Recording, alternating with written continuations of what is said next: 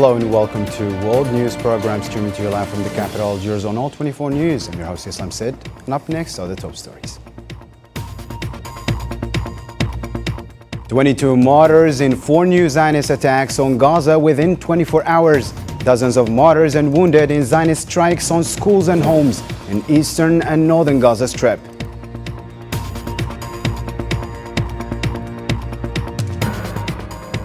Over 100,000 tons of waste pile up amid ongoing Zionist assault. Warning of health and environmental disaster in the Strip and skin diseases ravaging children in northern Gaza.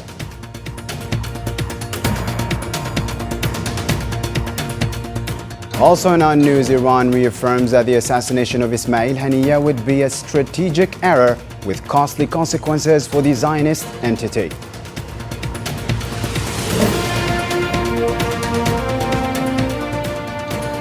And intense fighting in Russia's Kursk region following major Ukrainian incursion. The details right after the break.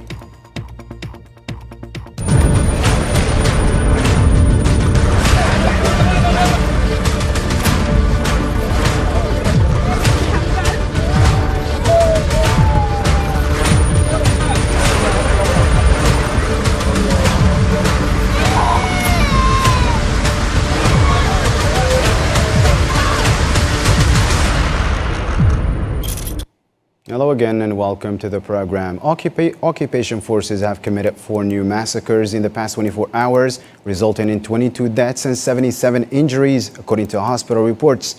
The Palestinian Ministry of Health in Gaza announced that the total death toll from the ongoing Zionist aggression has risen to 39,699, with 91,722 injured, with many victims remain trapped under rubble. Civil defense teams recovered 16 bodies and several injured people from the Zionist airstrikes on Zahra and Abdel Fattah Hammoud schools in eastern Gaza. Preliminary reports confirm 7 bodies from Al-Zahra and 5 from Abdel Fattah Hammoud. Hospitals in the Strip received many victims, mostly children, and many injured from the attacks on schools sheltering displaced people. Paramedics from the Palestinian Red Crescent reported that they recovered the bodies of 8 people after Zionist airstrike on a house in Al-Burij refugee camp in central Gaza, and 6 others from a house in eastern Qarara Khan Yunis in the southern part of the Strip. Local sources had earlier reported that the airstrike on Al-Burij camp killed 15 Palestinians and injured others.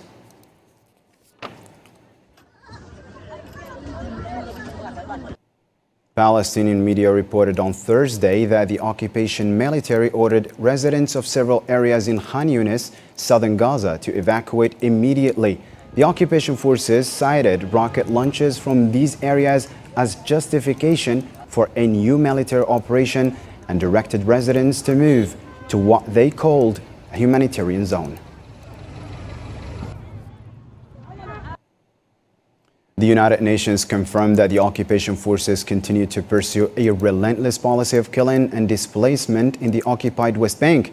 UN spokesperson Farhan Haq stated in a press briefing that the latest report from the organization highlights ongoing Zionist destruction of homes and infrastructure across cities and governorates in the West Bank. Turning to the West Bank, OCHA's latest report says the killing and displacement of Palestinians and the demolition of their homes and destruction of the public infrastructure they rely on continues unabated.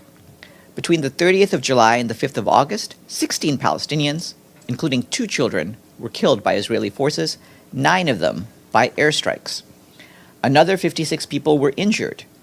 During the same period, Israeli settlers also perpetrated more than 24 attacks against Palestinians, causing injuries and damage to property. The Palestinian resistance launched rocket barrages at Zionist settlements near Gaza Strip. On Thursday, the military media of Al-Quds Brigades, the armed wing of the Islamic Jihad movement, shared footage on Telegram showing the use of various types of rockets in the attack.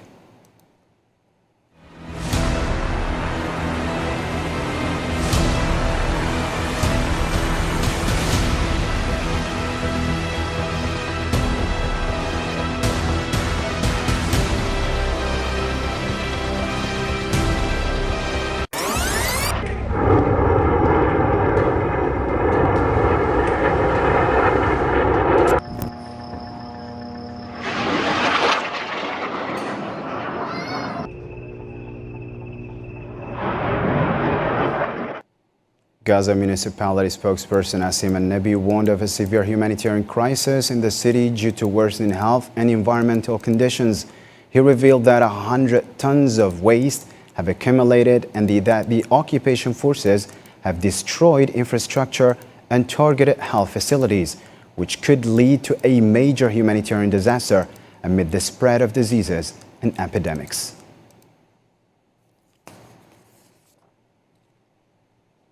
In northern Gaza Strip, water pollution, garbage, high temperatures, and overcrowding are causing a rise in skin diseases. UN reports indicate 65,000 cases of rashes and 103,000 cases of lice and scabies, with treatment nearly impossible due to a shortage of medical supplies. More on the story with Salman Assi. Here, in the Jabalia urban refugee camp in northern Gaza, Yasmin al-Shanbari, a 3-year-old girl, is ravaged by a skin disease with no relief in sight. Medicine is scarce and few hospitals are still functioning. Yasmin's father, Ahmed al-Shanbari, feels helpless due to the lack of healthcare and the hardships inside the overcrowded schools. We really suffer a lot from skin diseases in the schools. The schools, first of all, are dilapidated and there is no cleanliness. As you can see, the school is not like homes. They are overcrowded, and not every child is like the other. Each child is different. For example, my daughter Yasmin is sensitive to diseases. The disease she has on her face has been there for almost 10 days now. Ammar al-Masharawi, a 2-year-old toddler, also has a fiery rat rash all over his face and body due to the lack of nutrition and medicine. The reason is the lack of food and medicine, the shortage of everything. We are suffering from everything. There is no medicine or food for the children. These children were recently weaned, and they can't find eggs, bananas, or anything good to support them. There is no milk, semolina, or anything at all. The rash cases are exacerbating the suffering of Palestinians in northern Gaza Strip. Here, at Kamal Adwan Hospital, skin diseases cases are increasing, and according to Dr. Wissam al-Sakani, the spread of epidemics and diseases is due to the lack of hygiene and overcrowded shelters. The truth is that the spread of contagious skin diseases in Kamal Adwan Hospital, especially in the northern Gaza Strip, is due to the spread of epidemics and diseases. Cases are piling up at this hospital, which provides services in Gaza City and the northern Gaza Strip. All of this is due to the destruction of infrastructure by the occupation. The spread of garbage, sewage, including overcrowding of citizens in shelters, has also contributed to the rapid spread of skin diseases. Healthcare officials are reporting a surge in skin diseases in Gaza, attributing the rise to dire conditions in overcrowded tent camps that shelter hundreds of thousands of displaced Palestinians. Meanwhile, the combination of intense summer heat, the collapse of sanitation infrastructure, and persistent sewage pools, exacerbated by 10 months of ongoing Zionist bombardments, has created a public health crisis. The Palestinian Ministry of Foreign Affairs has urged the International Criminal Court to issue an arrest warrant for a so-called finance minister, Bezalel Smotrich, over his call to starve 2 million Palestinians in Gaza. The ministry condemned his remarks as a flagrant violation of international law and extreme fascism.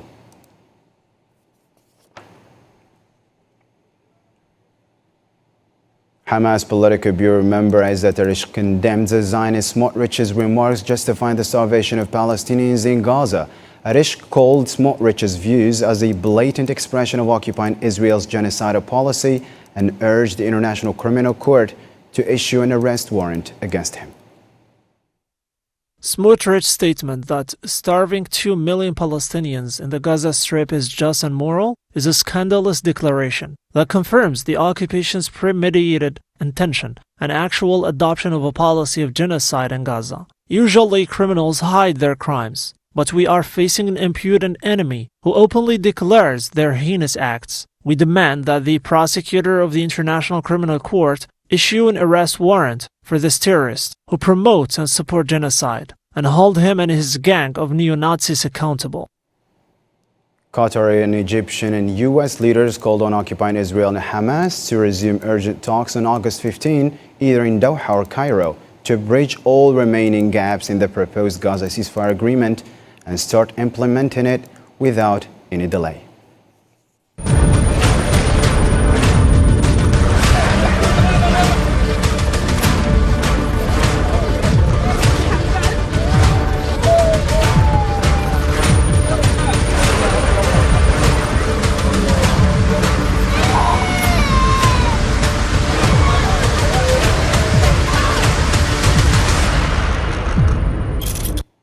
Iranian acting foreign minister Ali Bagheri stated that assassinating Hamas political bureau chief Ismail Haniyeh in Tehran would be a strategic error with costly consequences for occupying Israel.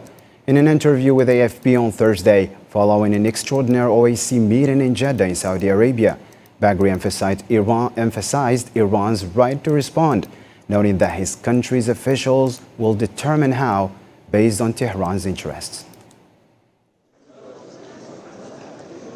Assassinating Haniyeh in Tehran was a strategic mistake that will cost dearly. Iran has the legitimate right to defend itself. Houthi leader Abdel Malik al-Houthi reiterated that the Houthis' retaliation against the Zionist strikes on fuel tanks in Hodeidah, western Yemen, is inevitable. In televised speech, he described the delay in the resistance response as a tactical decision and asserted that American, European, and Arab pressures would not deter them from retaliating. Our operations toward the occupied Palestine to target the Israeli enemy, our operations in the seas, the inevitable and upcoming response operation, as well as coordination with the Axis in any joint operations. The decision to respond is a decision by everyone, at the level of the entire Axis and at the level of each front individually. There is absolutely no retreat whatsoever, but the matter is related to development and tactics. The operations are essentially ongoing. The operations are ongoing. To a different matter now, Sudan is facing a dire humanitarian crisis with 26 million people now experiencing acute hunger due to ongoing conflict, economic instability, and severe climate conditions. Humanitarian organizations are urgently calling for global response to provide essential food and medical aid. More details with Yassine Irkti. In a stark reminder of the escalating humanitarian crisis in Sudan, recent reports reveal that an alarming 26 million people are now facing acute hunger. This unprecedented situation has emerged against a backdrop of prolonged conflict, economic instability, and severe climate conditions. Humanitarian organizations and aid agencies are calling for a coordinated global response to provide emergency relief, including food assistance and medical support.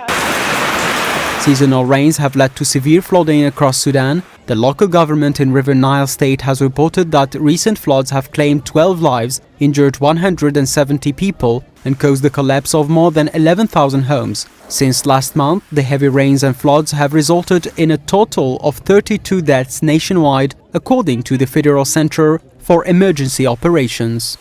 The specter of famine is also taking a heavy toll. The General Coordination of Displaced Persons and Refugees in Darfur has confirmed that 5 children have died from starvation in central Darfur state, where many regions are controlled by the Rapid Support Forces. The United Nations reports that similar conditions prevail in the Al Salam and Abu Shawk camps, where displaced populations face severe hardship. Meanwhile, the International Red Cross reports that 2 out of 3 civilians in the country are now unable to access basic health services. It's important to note that there are also 13 other areas across Sudan that are at risk of famine. And now there are areas in Khartoum where we are hearing that people are just surviving on mixing whatever kind of cereals they have with water and drinking that once per day to survive. The current situation in Sudan requires an urgent need for immediate and comprehensive humanitarian aid to address the escalating suffering and prevent further tragedy across the conflict-torn country. The Syrian state media reported on Thursday that 4 military personnel were wounded in a Zionist air aggression targeting Syria's central region. The Zionist air attack also caused some material damage. Algeria has warned that the threat posed by the scourge of terrorism and to the international peace and security remains high, and that the terrorist groups continue to show flexibility and adapt despite international efforts to combat the phenomenon. In his speech at the Security Council session devoted to examining the impact of the scourge of terrorism on international peace and security, advisor and member of the Algeria's permanent mission to the United Nations, Abdel Karim Hamian, stressed that the African continent is the most vulnerable to terrorist acts, calling for the need to strengthen cooperation between the United Nations and the African Union in this area. إذ يستدعي دور الأمم المتحدة. The role of the United Nations in backing member countries to fight this threat deserves all consideration, including through the global counter-terrorism strategy.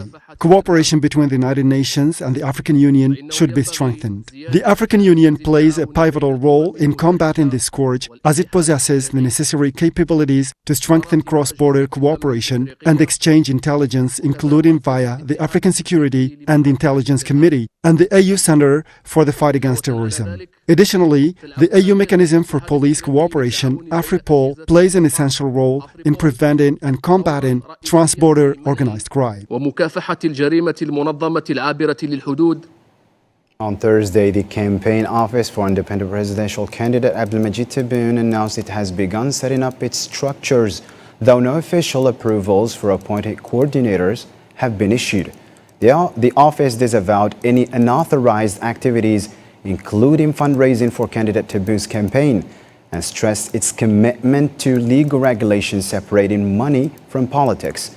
It urged anyone misled or defrauded to file a complaint with the authorities and reversed or reserved the right to pursue legal action. Despite geopolitical tensions and energy market disruptions, the Algerian economy achieved notable positive performance last year. According to the Bank of Algeria's annual report, the economy grew by 4.1%, surpassing previous growth rates. Marwa Bilayewa reports. In 2023, Algeria achieved a significant milestone, with its economy showing positive results and adaptability amidst global market fluctuations. The nation demonstrated strength with notable GDP growth and a steady increase in foreign exchange reserves, reflecting effective economic policies. The Bank of Algeria's annual report indicated a 4.1% growth rate, compared to 3.6% in 2022. This increase was driven by a 4.8% rise in extractive industries and a 3.7% recovery in construction by the end of the year. Foreign exchange reserves grew to reach almost $69,000 billion by December 2023. The uptick in economic growth also led to a 5.8% rise in loans compared to the previous year, totaling over 10,000 billion dinars. Algeria's ability to overcome global challenges and maintain growth was underscored by a record high balance of payments of $6,347 billion last year, the first surplus after 8 years of deficit. The Algerian Monetary Authority reported that exports reached $55,554 billion, while imports fell to $42,842 billion. This positive economic outlook highlights Algeria's capacity to adapt to external shocks and capitalize on market opportunities, marking significant progress in resilience, innovation, and economic modernization. The Algerian-Tunisian national rail companies announced that the reopening of the rail line between Algeria and Tunisia, which had been closed for nearly 30 years. According to official statements, the first commercial train will depart from Tunis on August 11 and from Annaba on August 13.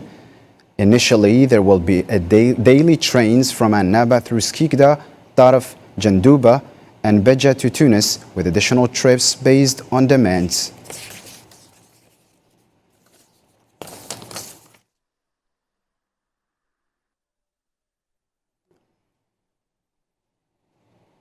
We move on to Russia-Ukraine news file now. Intense fighting in Russia's Kursk region continues for a third day after major Ukrainian incursion.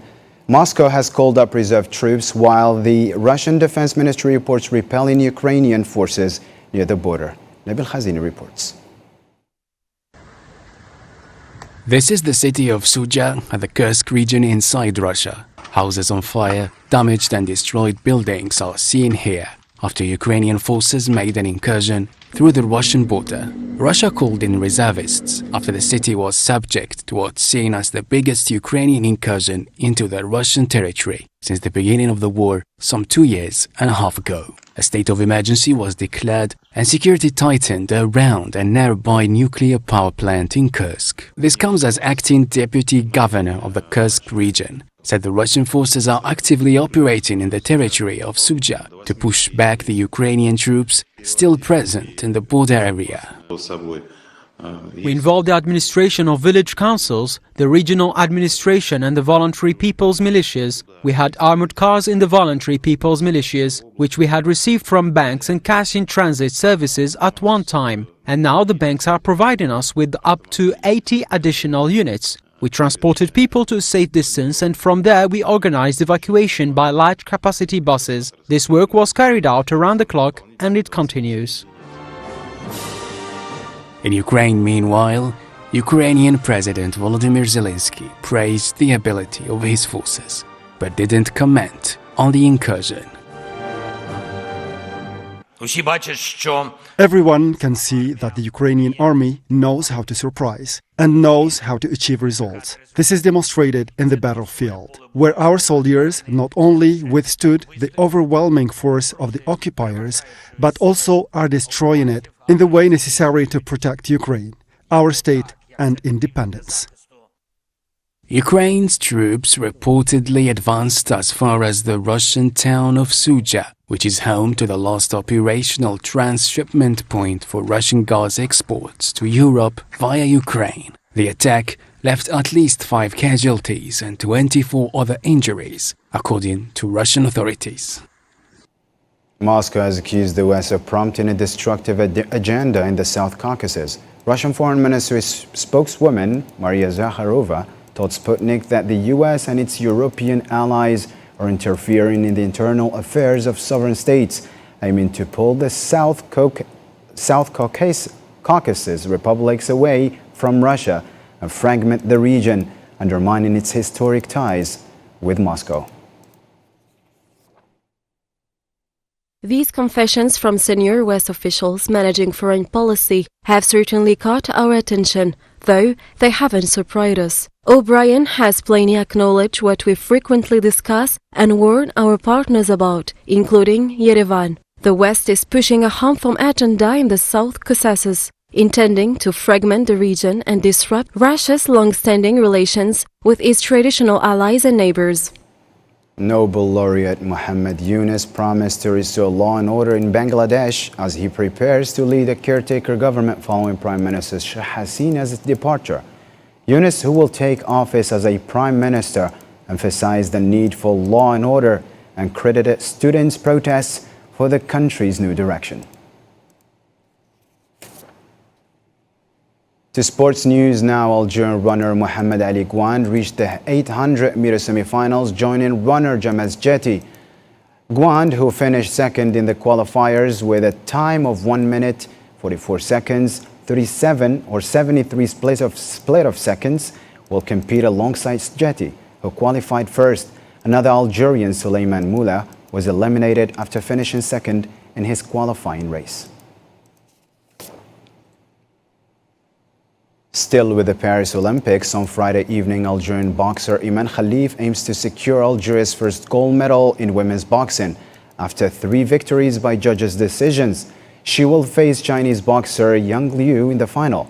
In athletics, Mohamed Yasser Triki seeks a podium finish in the triple jump event scheduled for today.